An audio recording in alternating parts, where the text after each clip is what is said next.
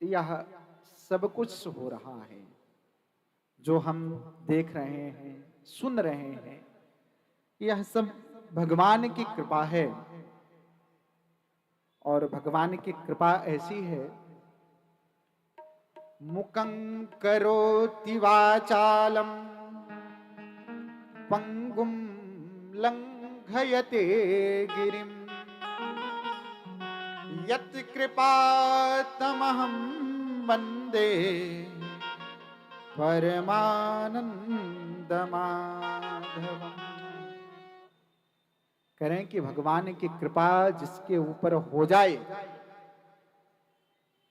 तो कह रहे हैं कि पर्वत का लंघन करने में भी वह जिसके पास एक पैर नहीं है, जो पंगु है, जो लंगड़ा है, वह व्यक्ति भी यदि भगवान की कृपा प्राप्त कर ले तो वह पर्वत का लंघन भी करने में समर्थ है। मुकं करोति वाचालम, कह रहे हैं कि जो बोल नहीं पा रहा, यदि भगवान की कृपा हो गई तो वह गूंगा व्यक्ति भी बोलने लगता है। यह सामर्थ्य भगवान की कृपा में है कि गूंगा भी बोलने लग जाए, बहरा भी सुनने लग जाए और लंगड़ा भी दौड़ने लग जाए। ऐसा कोई सामर्थ्य है तो वह केवल एकमात्र भगवान की कृपा में। ऐसे प्रभु की मंगलमयी दिव्य कृपा का स्वरूप, दिव्य कृपा का प्रसाद, यह श्रीमद् भागवत महापुराण की कथा जिस पावन प्रांगण में हम और आप बैठ करके इस भागवती गंगा में स्नान कर रहे हैं, अपने मन को निमज्जित कर रहे हैं, अपने मन को विमल कर रहे हैं। यही पावन गंगा नैमिषारण्यक की भूमि में सनकादि 88,000 महात्मा बैठ के सूत जी के मुखार बिंद से श्रीमद् भागवत के महात्म्य का श्रवण करते। सूत जी बहुत अच्छी बात शौनक आदि ऋषियों को कहते हैं कि हे ऋषियों, संसार में बहुत सी विद्याएं हैं, बहुत सी कथाएं हैं, लेकिन जो मैं तुम्हें बताने जा रहा हूं, जो कथा मैं तुम्हें सुनाने जा रहा हूं, वह कथा नहीं है, वह कथाओं का सार है।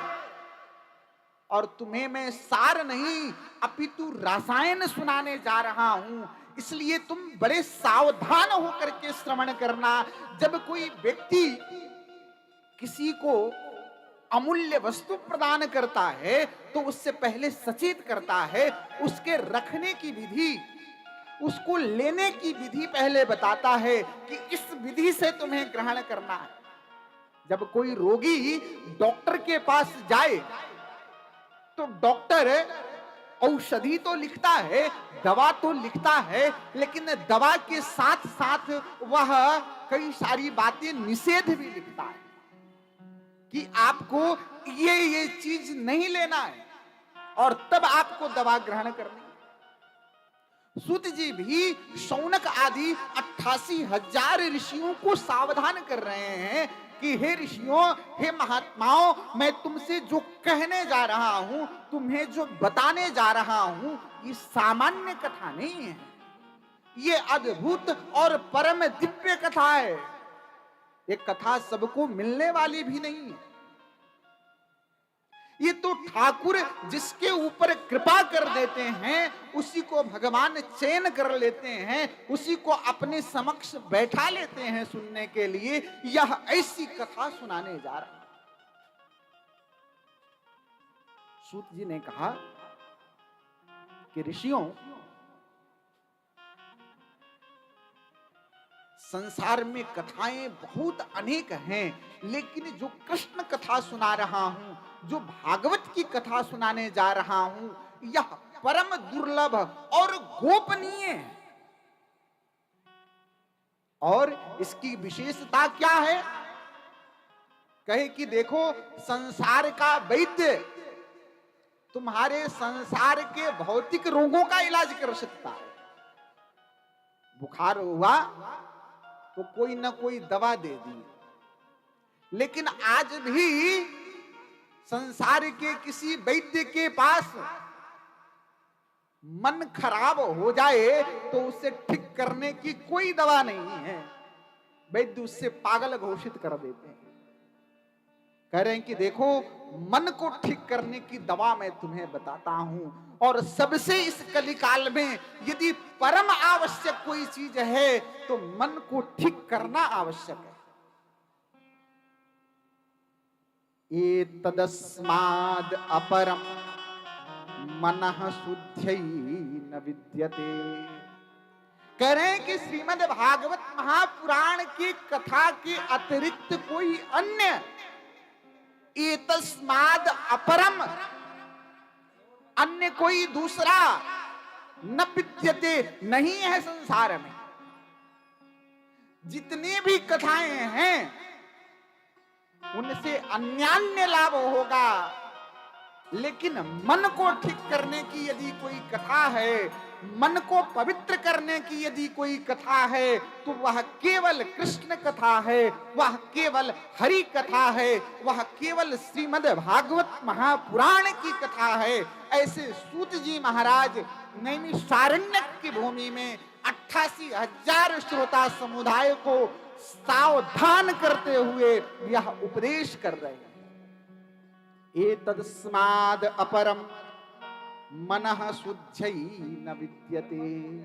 मैं ऐसी औषधि दे रहा हूं कि जिससे बिगड़े हुए मन ठीक हो जाएंगे, बस इसको लेने में सावधानी रखना। कहे वो क्या है? कहे वह कोई और चीज नहीं है, वह दिव्य श्रीमद् भागवत की कथा है। वह कैसी कथा है? तो साक्षात भगवान श्रीमन नारायण जिस पावन कथा का उपदेश ब्रह्मा जी को दिए थे, वही पावन मंगलमयी कथा ब्रह्मा जी ने नारद जी को दिया था, और वही नारद जी ने पावन मंगलमयी कथा श्री व्यास जी महाराज को सुनाया था, और वही व्यास जी महाराज ने जिस पावन मंगलमयी कथा का विस्तार करके 18,000 श्लोकों में निबद्ध कर दिया, और उस 18,000 श्लोकों का पान भगवान सुखदेव ने करके राजा परीक्षित को पिलाया था, वही श्रीमद् भागवत की कथा मैं आप सबको सुनाने के लिए जा रहा हूं। इसलिए सावधान होकर के सुनना। करें कि देखो, एक बार की बात है, राजा परीक्षित को ऋषिपुत्र का शाप लग गया। तो राजा परीक्षित को भगवान सुखदेव श्रीमद् भागवत महापुराण की कथा सुना रहे थे। स्वर्गलोक में देवताओं को पता चला कि राजा परीक्षित श्रीमद् भागवत कथा का पान कर रहे हैं भगवान सुखदेव के मुख से।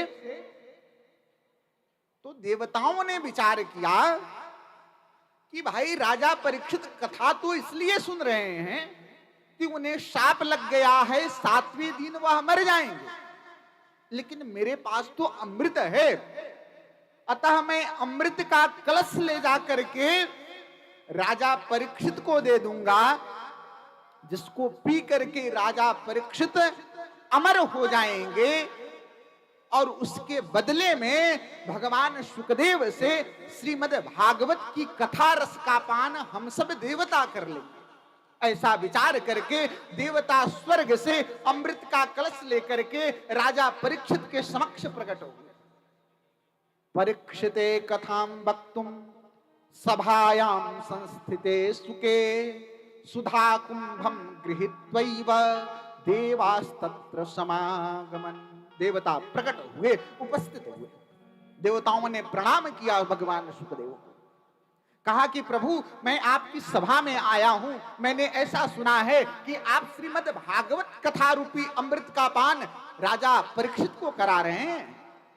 मेरे पास यह दिव्य अमृत स्वर्ग का अमृत है, आप इसको लेकर के और राजा परीक्षित को पिला दीजिए। इस अमृत के पान से राजा परीक्षित अमर हो जाएंगे, दीर्घजीवी हो जाएंगे। लेकिन उसके बदले में आप मुझे भागवत की कथा सुना दीजिए। जैसे ही सुखदेव जी ने सुना कि यह कथा किसी बदले में मांग रहा है, सुखदेव जी ने कहा कि यह व्यक्ति कथा का पात्र नहीं है। अरे कथा किसी बदले में नहीं मिलता है। कोई चाहे कि धन देकर के कथा सुन ले तो कथा बदले से मिलने वाली चीज नहीं है। फिर कथा कैसे मिलती है? तो आचार्य कहते हैं कि देखो, आप अनेक दान पुण्य सब चीज कर लो, तो दान पुण्य का फल से आप स्वर्ग चले जाओगे, दान पुण्य के फल से आप भगवान के वैकुंठ चले जाओगे। लेकिन यह श्रीमद् भागवत की कथा दान पुण्य से नहीं मिलेगा। कहे कैसे मिलेगा? तो बड़ी अच्छी बात आचार्य जब श्रीमद् भागवत की टीका में लिखते हैं